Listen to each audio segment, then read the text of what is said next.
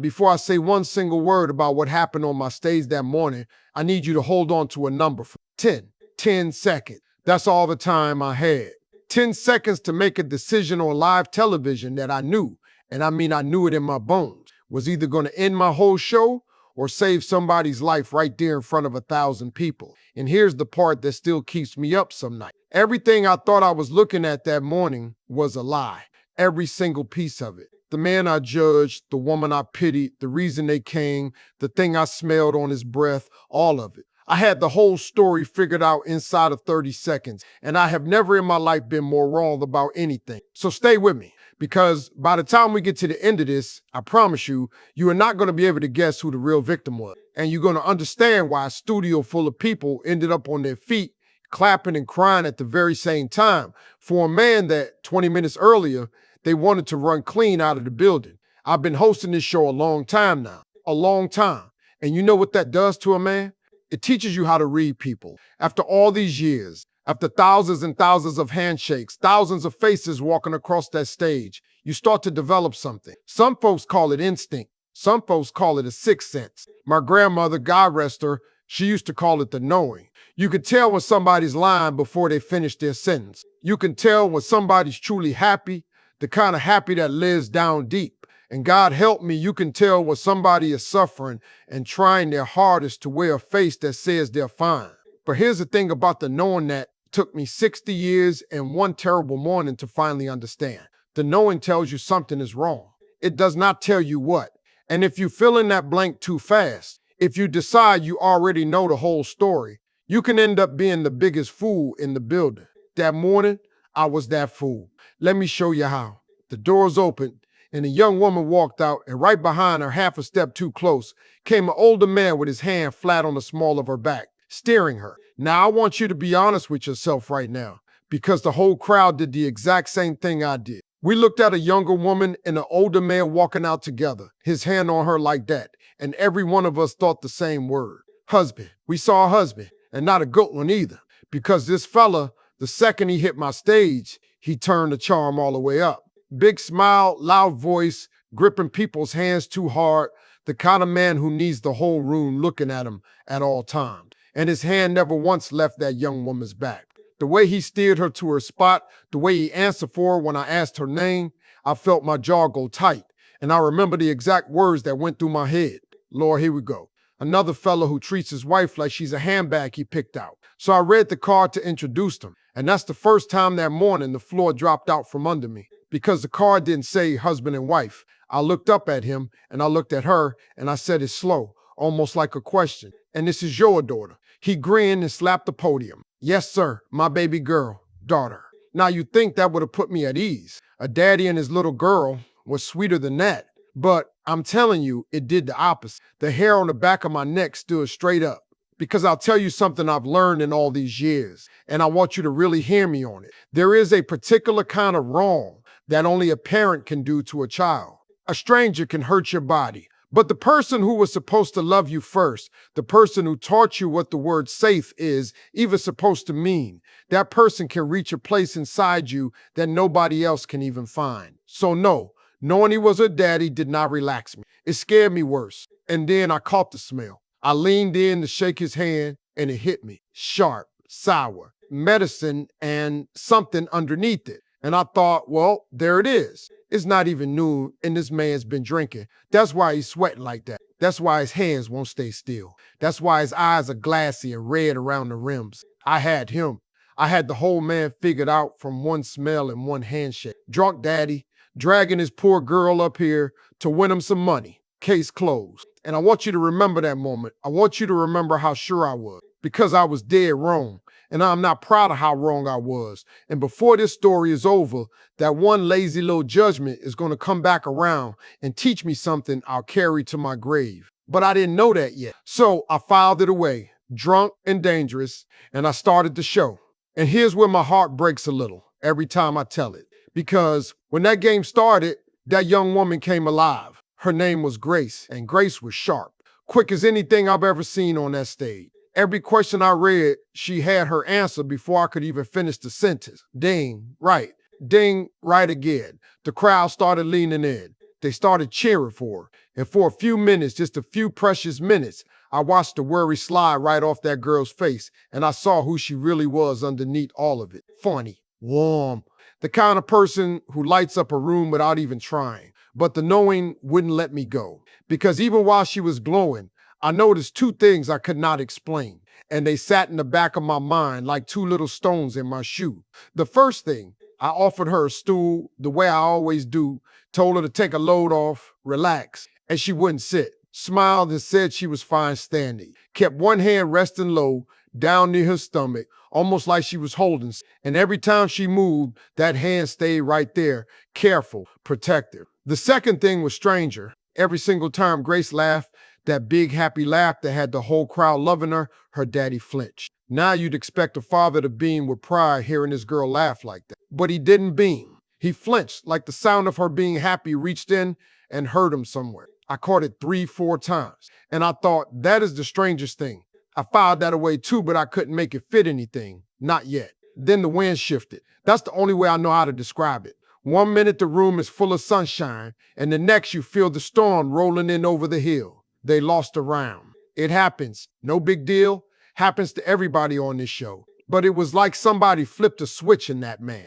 And here's what was so strange about it, what I couldn't make sense of in the moment. He didn't get angry at Grace. He got scared, frantic. He started checking his watch over and over, glancing at the exit doors, muttering under his breath. And I caught a piece of it. He kept saying, "We need it. We need this today. It's got to be today, today."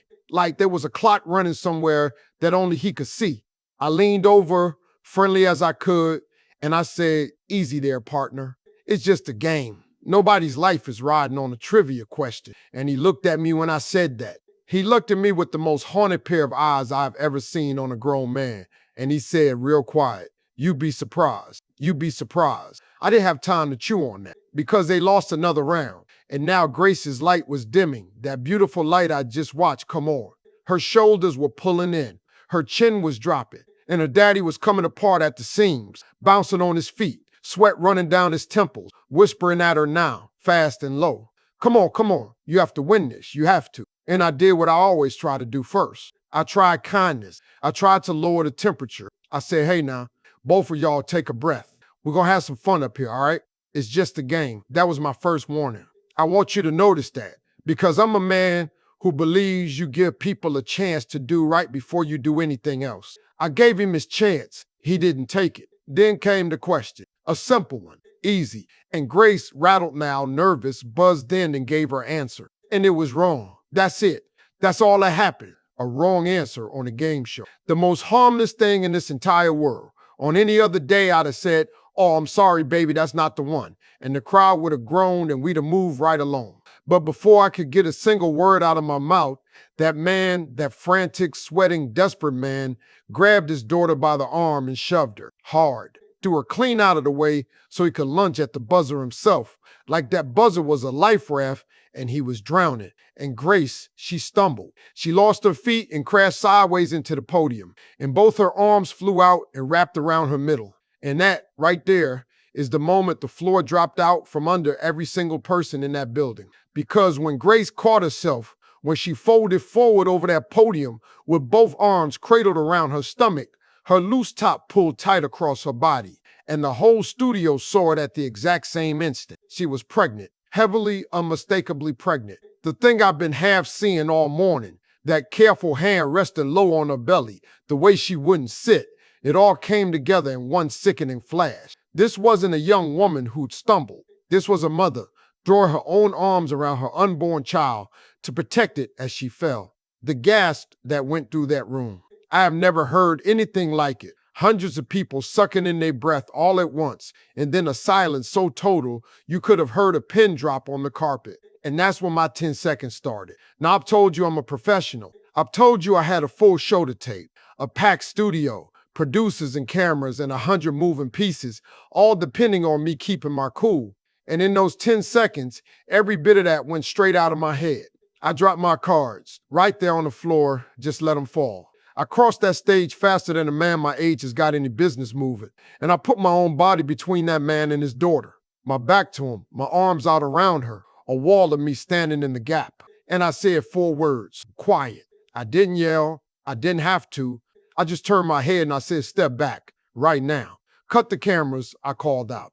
Cut everything. And the whole production froze. Grace was shaking against me, both hands still locked around her belly, tears pouring down a face that 20 minutes ago had been laughing. And that man, instead of falling to his knees in shame the way any decent person would, he came at us. He lunged forward, shouting. And here's the thing I caught, the thing that didn't fit. He wasn't shouting that she'd embarrassed him. He was shouting, you don't understand, I have to. And then he choked on it. He couldn't finish. I have to. What did he mean he had to? I didn't have room to wonder about. I gave him one more chance because that's who I try to be. I turned and I kept my voice level and I said, look at your daughter. Look at what you just did to her and to that baby. I'm going to give you 1 second to step back and be the man she needed today. And he crossed the line a second time. He came forward again, wild-eyed, reaching past me. And that's when whatever patience I had left walked right out the door. I called my security over, 2 big fellas, and I said, he does not come near her. He does not touch her. He stays right there. And they put themselves on either side of him, didn't lay a hand on him rough, just stood there like 2 mountains. And for the first time, that confident, charming, painted-on smile cracked clean off that man's face. But here's the thing, he didn't look angry. He looked destroyed. He sank down right where he stood, and he put his face in his hands, and his whole body started to shake. And out of the corner of my eye, even while I was holding his daughter, I clocked it, and the knowing whispered at me one more time, that is not the face of a man who's angry he got caught. That is the face of a man whose worst nightmare just came true. I turned my back on him, and I gave Grace all of me. I waved over my crew. Get this young lady a chair and a glass of water right now. Move. We sat her down, got the water into her shaking hands, and I knelt down low beside her so I wasn't towering over her, and I said, soft as I could, sweetheart, hey, look at me. Don't look at him. You look right here at me. I want you to pretend, just for 1 minute, that I'm your big brother, and it's just you and me sitting at a kitchen table, and you're gonna tell me the truth, because something has been wrong since the second you walked out here this morning, and I almost talked myself out of seeing it. So I'm not gonna do that anymore. Tell me, baby, what in the world is going on? And what she told me flipped this whole thing on its head. Again, she wiped her eyes as she looked up at me. And the first thing out of her mouth was not what I expected. She said, Mr. Steve, I'm sorry. This is my fault. I brought him here. I said, your fault? Baby, that man put his hands on you. And she shook her head and she said, no, you don't understand. He didn't drag me here. I dragged him. See, here's what I had wrong. What the whole crowd had wrong. What you probably had wrong too. We all looked at that stage and saw a desperate man dragging his poor pregnant daughter up here to win him some money. The truth was the exact opposite. Grace told me her daddy hadn't wanted to come at all. She was the one who'd signed them up. She was the one who filled out the forms, who talked him into it, who gotten them on that stage. Because, she said, for 2 years, she had not been able to reach her father. 2 years he'd been shutting her out, disappearing, refusing to talk, refusing to let her in. And she had a baby coming now, her first. And she could not stand the thought of her child being born into a family with a wall straight down the middle of it. So she cooked up the only plan she could think of. Get him somewhere public. Somewhere with cameras and witnesses and a host who wouldn't let him just walk away. Somewhere he'd have to stand next to her for 1 solid hour and actually be in the same room as his own daughter. The game was never his trap for her. It was her trap for him. She wasn't the victim being dragged along. She was the one running the whole play. She brought him here to try and save him. And I'm sitting there just floored. And I said, save him from what, baby? What's wrong with your daddy? And that's when the last piece came, the big one. The one that took everything I thought I knew that morning and turned it completely inside out. She looked over at her father sitting there broken on the floor of my stage with his face in his hands and her own eyes filled up. And she said, from himself, Mr. Burrow, Steve, he's been trying to drink himself into the ground for 2 years, and I don't know how to stop him. And then she told me about her mother. 2 years ago, almost to the day, Grace's mama, her daddy's wife of 30 years, had died. And it wasn't a sickness, and it wasn't old age. There'd been a car, and her daddy had been the one behind the wheel.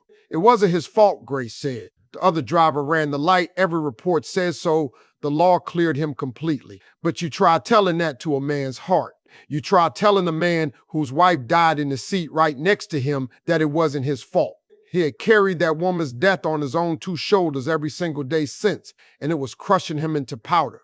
And that smell, that sharp, sour medicine smell I've been so sure was liquor. I want to tell you what it really was, because it shames me to this day. Grace told me her daddy had lost the house. The drinking had cost him his job, and the job loss had cost him the home. And for the last few months, that man had been sleeping in his car.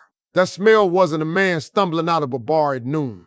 That was the smell of a grieving man who lost everything and had nowhere left to wash, no bed left to sleep in, nothing left but the bottle and the back seat of a car. And I had taken one whiff of the lowest moment of his entire life, and I had decided in half a second that I knew exactly the kind of man he was. Lord, forgive me. I judged a drowning man for being wet.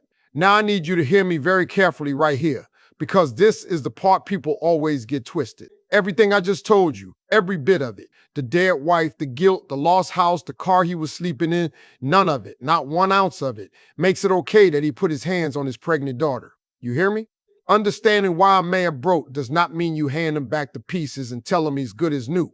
He crossed the line that a father does not get to cross, and no say a story on this earth uncrosses. That baby and that mama needed protecting, and they were going to get protected, and that was that.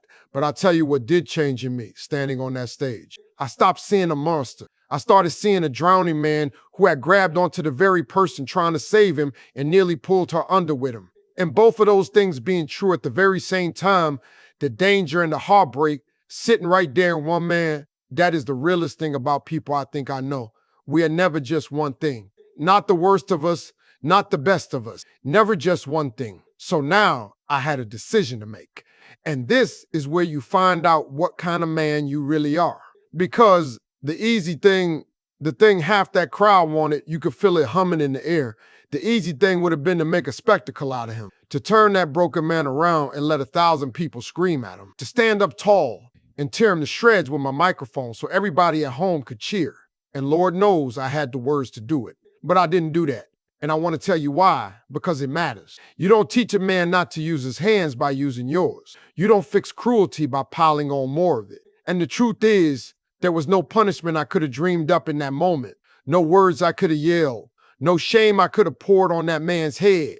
That was worse than what was already happening to him right there on my stage. Because that father had just looked up and seen the fear in his own daughter's eyes. He's seen her throw her arms around her belly to protect his grandchild from him. And there is no jail cell, no fine, no angry crowd anywhere in this world that can touch a man as deep as a daddy, seeing that. He was already in the worst prison there is. He built it himself, and he'd been living in it for 2 years. So instead, I did something quieter. I turned to him, and I didn't yell, and I said, "Sir, stand up." And he did, slow, like every bone in him weighed 100 pounds. And I said, "I'm not going to scream at you. These folks might want me to, but I'm not. Because I don't think there's a thing I could say to you that you haven't already said to yourself 1,000 times in the dark. Am I right?" And that man broke completely. He nodded and the tears just came pouring. And he said, "Every night, every single night." And he turned to his daughter and he said the words I will hear in my head until the day I die. He said, "Gracie, I look at you and you got her face. You got your mama's exact face. And every time you laugh, I hear her and it cuts me in half. Because I'm the reason she's not here to hear it. I couldn't even look at you. That's why I stayed away.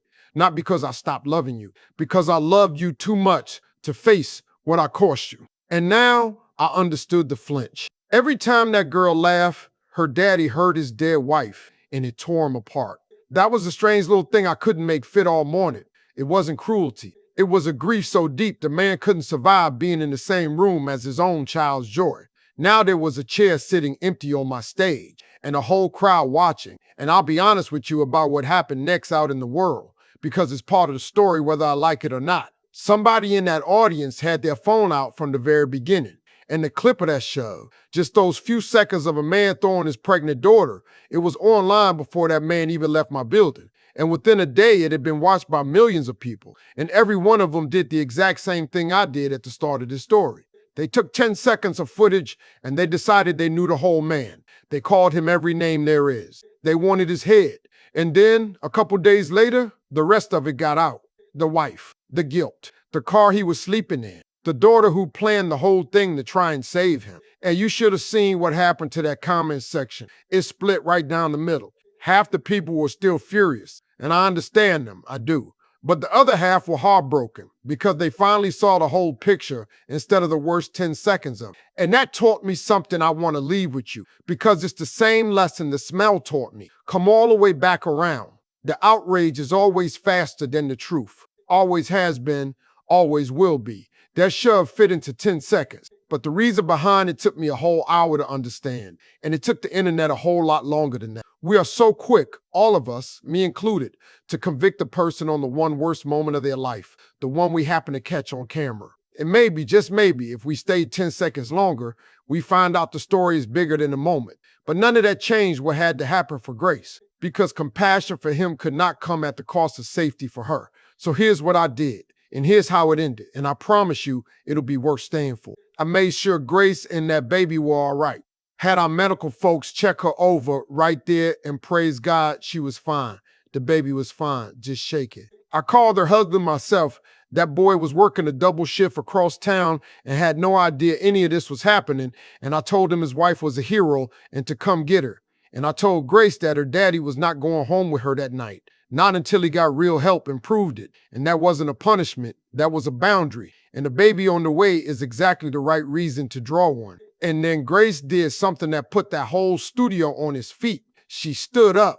This young woman who'd been shoved and scared and exhausted, she stood up tall with both hands on her belly, and she walked over to her father, and she did not scream at him. She didn't tell him she hated him. She looked at him and she said, "Daddy, I'm not letting you near this baby. Not the way you are right now. I can't. I won't." And his face just crumbled. But then she reached into her bag and she pulled out a little black and white photo and she pressed it into his hand, a sonogram. And she said, "But this is your grandson. And when you're better, when you're really, truly better, he is going to be right here waiting to meet you. So please, please don't make him wait forever." And that man held that little photo in his two shaking hands like it was the most precious thing in all the world.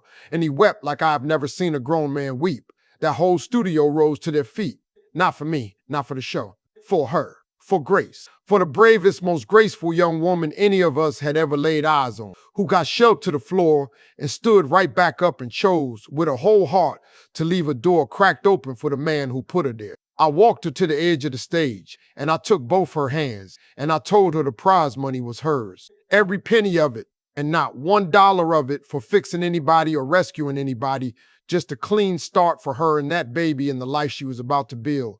And she hugged me, and she cried into my shoulder, and it wasn't the scared crying from before.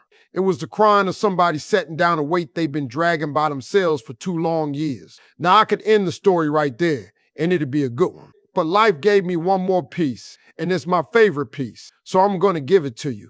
A few weeks went by, and one day an envelope showed up for me at the studio, no return address. And inside it was a single note and a shaky hand. And I want you to understand, this man could have used those weeks any way he wanted. He gone viral. He could have gone online to defend himself, to tell his sad story, to beg the world for sympathy, to chase his daughter down and demand forgiveness. That's what most folks would have done. He didn't do any of that. The note said 5 words, just 5. It said, "Tell Grace I'm trying. Dad, that's it. No excuses, no demands, no begging." The man who needed the whole world to watch his daughter win on a stage had finally, quietly, in private, with nobody watching at all, started doing the one thing that actually mattered. He checked himself into a program, and he wasn't asking anybody for anything. He was just trying.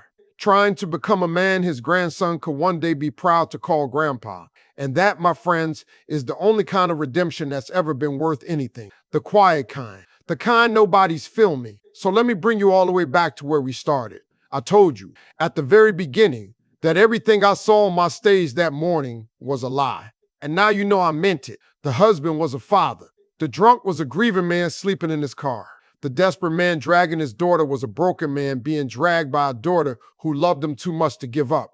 And the monster who shoved his pregnant child in front of the whole world, he turned out to be just a man who loved his family so deeply and so wrongly that he very nearly destroyed the last of it, trying to make up for losing the rest. 10 seconds was enough to ruin that man's reputation across the entire world. But 10 seconds was nowhere near enough to understand him, not even close. So here is what I want you to carry out of here with you tonight, long after you've forgotten my voice. The strongest thing a man can ever do is not throw a punch. It's to stand in the gap between somebody who's hurting and the person hurting them and not move an inch. But the wisest thing a man can do, and Lord knows I had to learn this the hard way that morning, is to remember that you are almost never seeing the whole story. You're seeing 10 seconds of it. You're catching one whiff of the worst day of somebody's life and deciding you got them all figured out. There are broken people walking all around you right now, grieving behind a loud laugh, drowning behind a charming smile, sleeping in their cars and showing up the next morning acting like everything's fine.